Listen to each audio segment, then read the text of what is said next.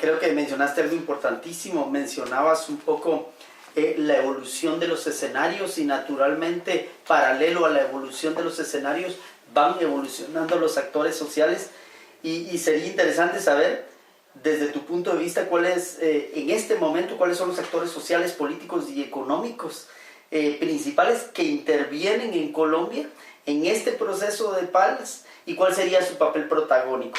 Tal vez habría que rescatar aquí dos que son de cajón, todos hacen las mismas preguntas, pero ¿cuál sería el papel del narcotráfico? Que todos preguntan en este proceso, ¿están adentro, están afuera, se quedan en medio, van a seguir con el tráfico, solo que en otra dimensión? Y el otro, un tema que sí le compete a toda América Latina y que es importante, el de las élites. Realmente las élites colombianas tienen voluntad política de cambio. Que aunque esto parezca muy subjetivo, sin la voluntad política, como se dio en Guatemala, donde efectivamente era una guerra no ganada, pero si le suman la voluntad política, les dice, esto está perdido. Hoy estamos nosotros cercanos a un estado fallido, todavía no lo es, pero está muy cerca. ¿Cuál es el caso colombiano con respecto a estos dos personajes? Bueno, pero vos me mandas con una pregunta que tiene muchas partes, pero hablamos de tres cosas fundamentales. Primero, los movimientos sociales. Yo creo que los movimientos sociales es importante tomarlo en consideración por una razón, porque durante mucho tiempo los movimientos sociales estuvieron ahí latentes y moviéndose, pero sin ser protagonistas de sus propias agendas, en razón de que los movimientos insurgentes les arrebataron las agendas y el Estado aprovechó para sindicarlos de estar aliados con el movimiento insurgente. No fueron protagónicos. Sí. Ahora tienen que salir primero tienen que ser los dolientes del acuerdo en el punto que le corresponde. Y en el punto que le corresponde, por lo menos a los movimientos sociales que tienen que ver con las comunidades afrodescendientes, las poblaciones indígenas y los campesinos, es el punto 1 del acuerdo, desarrollo rural integral. Pero otros movimientos son también importantes, el movimiento obrero, que se ha ido erosionando en relación con los nuevos sistemas de contratación, que ha un poco desindicalizado la lucha obrera, ¿sí? Y que no ha encontrado en las centrales obreras, que se han vuelto caparazones vacíos de sindicatos reales, una estrategia para poder vincular en forma sindical a los desocupados del país y a los desocupados de América Latina. Es que los desocupados sienten vergüenza de su condición de desocupados.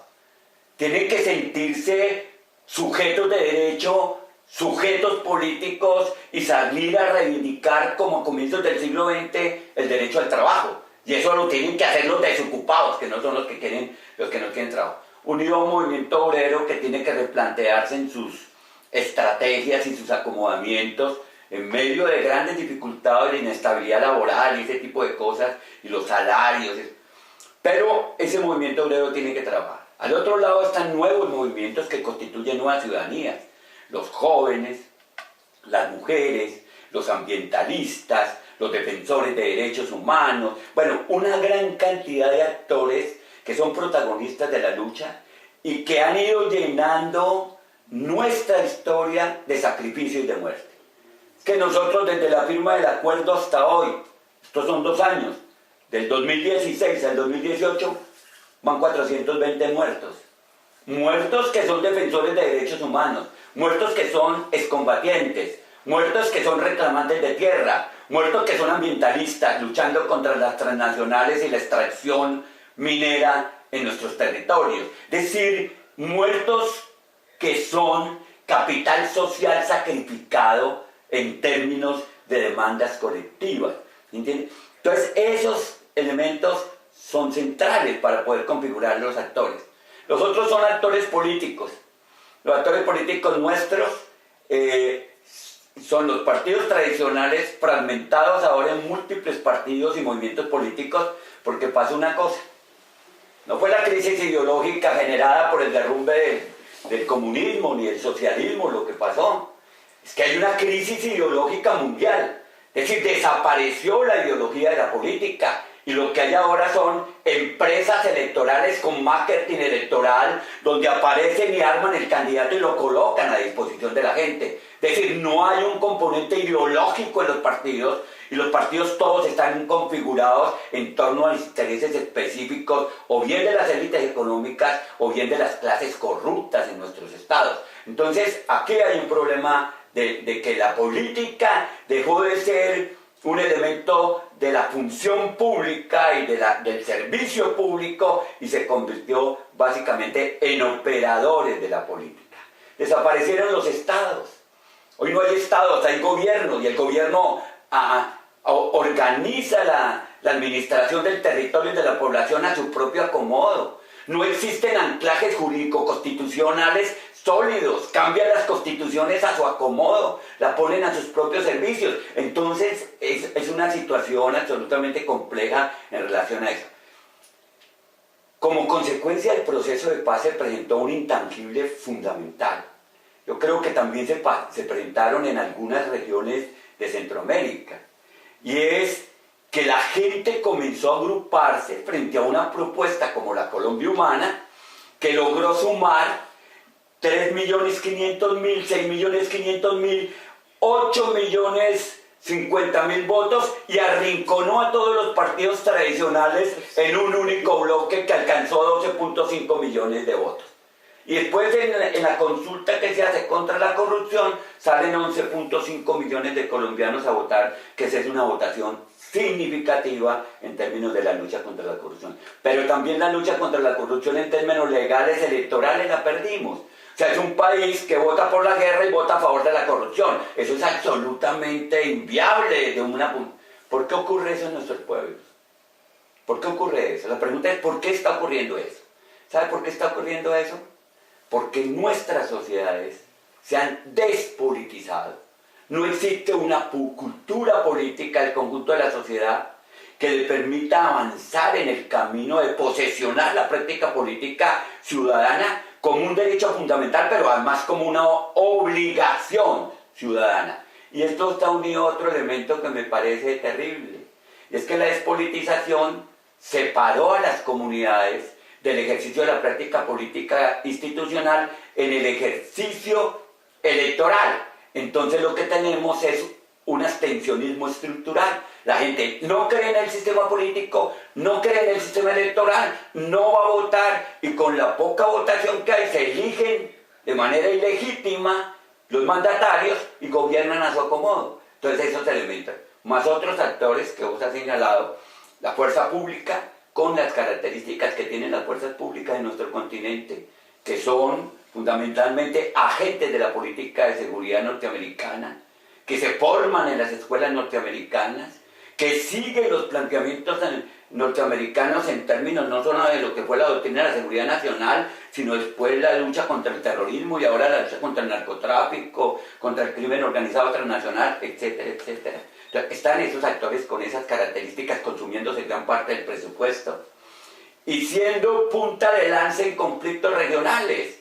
Costa Rica, Nicaragua, Colombia, Venezuela, Perú y los conflictos suramericanos son parte fundamental de esas dificultades que tenemos en términos de los relacionamientos para construir lo que se debía construir entre naciones hermanas, ¿cierto? Que es la integración económica, social, cultural, un solo pueblo, una cultura diversa, múltiple, pluralista, que se construye en términos de bienestar, lejos de todas las posibilidades que hay de sus enemistades. Ese elemento. Y lo otro, el elemento del narcotráfico, para poder terminar con eso. El narcotráfico ha sido combustible para el desarrollo de la guerra en nuestro país. Pero se lo voy a decir aquí y se lo sostengo a cualquiera en cualquier lugar. Algún día habrá que hacerle un reconocimiento a los recursos del narcotráfico en términos de lo que significaron para los desarrollos de nuestros países, agobiados por la deuda externa y agobiados por el poder económico norteamericano. Porque los recursos ilegales del narcotráfico transformaron la producción bananera, la producción cafetera, la producción de la pastura y del hato ganadero, introdujeron recursos en términos del desarrollo industrial, en la educación, en la salud, en el turismo, atravesaron toda la economía, corrompieron las instituciones democráticas, financiaron el ejército, financiaron la policía, financiaron la justicia, los altos tribunales, los políticos, hermano, hicieron fiesta con nuestras naciones, ¿sí? No solamente propiciaron desarrollo, también propiciaron muerte, desplazamiento, tragedia. Entonces hay que hacer una lectura compleja de esa situación del narcotráfico. El narcotráfico no participó en el proceso de paz. Las fuerzas del narcotráfico no. Porque el narcotráfico nuestro ahora no es el viejo narcotráfico que conoce y vende Netflix. No, ese no es el narcotráfico de ahora. El narcotráfico nuestro no es el de los cárteles. El narcotráfico nuestro ahora es corporativo. Está articulado al capitalismo desde el capitalismo criminal. Lava activos en las bolsas de valores. Está articulado con operadores comerciales que usan las rutas del traslado del libre comercio y todos los circuitos de la economía convencional. En mi país hay 225.000 hectáreas sembradas con hoja de coca y lejos de disminuir aumenta. Y persiguen a los campesinos y persiguen a los consumidores. Pero los que se benefician de los recursos del narcotráfico, ¿sí?, están empotrados en el gobierno. Están empotrados en las clases económicas, se benefician de esos recursos. Hoy las rutas no son tanto rutas geográficas, esas están resueltas. Son rutas de inversión económica, riesgo y rutas comerciales. ¿Entiende? Entonces hay unos elementos que han cambiado en materia de la configuración del fenómeno del narcotráfico, que pasó lo siguiente. Cuando se dieron cuenta los empresarios que ese negocio era rentable, se lo apropiaron. Hace pocos días, uno de los funcionarios y altos dirigentes de la Federación Nacional de Cafeteros decía que los productores de café están yéndose a la coca porque los precios del café son muy pequeños. Y la verdad, si yo me voy a tomar un café de esto, hermano, que vale un euro con 30 aquí, un euro con 20, y al cafetero, al campesino cafetero, le está llegando 0.5 centavos de lo que vale esta porquerita pequeña, hermano, pues hay una altísima inequidad en términos de las relaciones entre consumidores y productores, hermano, ¿sí entiende? Yo digo que con 20 centavitos de euro que le llegara a los campesinos, se transformaría sustancialmente, pero todo se queda en la intermediación, entre quien consume y paga, ¿sí?, y en el que produce y no le paga. Entonces hay muchos elementos ahí que se juegan. El narcotráfico ha atravesado de manera profunda todo el tejido económico y social de nuestra nación, el tejido político, las altas cortes del Estado, ¿se entiende? Pervirtiendo el sistema político, pero además construyendo una cultura, una narcocultura que exportamos a toda parte y consumen estas cosas del Señor de los Cielos, Pablo Escobar. Las novelas. Sí, y eso explicaría un poco el peso que podría tener en los acuerdos de paz. Claro, es muy complejo, pero van a tener un peso importante, me refiero, para que avance o para que no avance estos procesos muy lentamente. Pero me recordé un poco lo que decía Gabriel García Márquez, tenía una opinión parecida a la tuya con respecto a la tipificación de Colombia como una especie de paraíso del narcotráfico y toda esta lógica con los capos. Muy parecida y muy antinorteamericana en el caso de Gabo.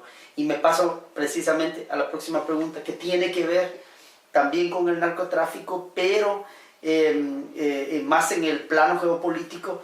Creo que no podemos negar en América Latina el papel que Estados Unidos, el papel protagónico que siempre ha jugado en los procesos de pacificación en la región, pero también a la inversa. En todos los inicios de la guerra, ahí estuvo la mano de Washington en América Latina. En el siglo XXI, la pregunta es para Colombia, ¿cuál es el impacto de las políticas norteamericanas en los acuerdos de paz colombianos? ¿Es obvio cuál es el impacto o no? ¿O tiene sus matices? Yo creo que los Estados Unidos estuvieron al corriente de lo que estaba acordándose en La Habana. Discutieron y allá estuvieron y discutieron sobre el tema del problema del narcotráfico. ¿entiende? Pero hay otros elementos que son constitutivos de las relaciones de Colombia con Norteamérica. Y son elementos en el sentido de que Colombia ha sido un subordinado permanente de los Estados Unidos en la región. Y es el punto de lanza en la región para resolver los conflictos norteamericanos. Es decir, Colombia ha sido un vasallo obediente de la política norteamericana. Y hoy juega un papel importante. Y juega un papel importante en relación con el conflicto venezolano. ¿Entiende? No es extraño ver nuestros expresidentes bombardeando permanentemente el complejo conflicto venezolano, porque es que es un complejo conflicto. Eso no se puede leer de que es la revolución bolivariana, los comunistas y que están exportando el hambre y la pobreza del mundo. No es nada de eso. En Europa no se entiende, de hecho. Eso hay que mirarlo con cuidado, porque hay una política norteamericana y hay una política de nuestros estados para ofertar una tragedia como la que se está viviendo en Venezuela como consecuencia de los bloqueos económicos que se ha ido gestando el país y de la falta de este país que subsidió durante mucho tiempo a sus conciudadanos de una política de seguridad alimentaria que le garantizara sobrevivir sin dependencia de nadie. Pero esos elementos que son fundamentales en términos de la comprensión del fenómeno también deben levantarse en un criterio. Independientemente del problema de los venezolanos y de la crisis humanitaria migrante que se está produciendo, Venezuela tiene que resolver con los venezolanos su propio problema. Y no puede haber intervención ni política ni militar en Venezuela. Y hay que garantizar de que la autonomía y la soberanía de los venezolanos lo resuelvan los venezolanos. Usted puede mediar, usted puede ayudar a construir las relaciones que permitan transformaciones democráticas o que amplíen o profundicen la democracia al interior de Venezuela con problemas muy graves que yo no me atrevería a señalar, pero problemas como la corrupción al interior de Venezuela han ido creando una nueva clase política muy articulada a los sectores militares que constituyen un modelo de nueva burguesía en términos de... Pero todos esos elementos hay que mirarlos y hay que desagregarlos en términos de las implicaciones que tiene para los procesos venezolanos.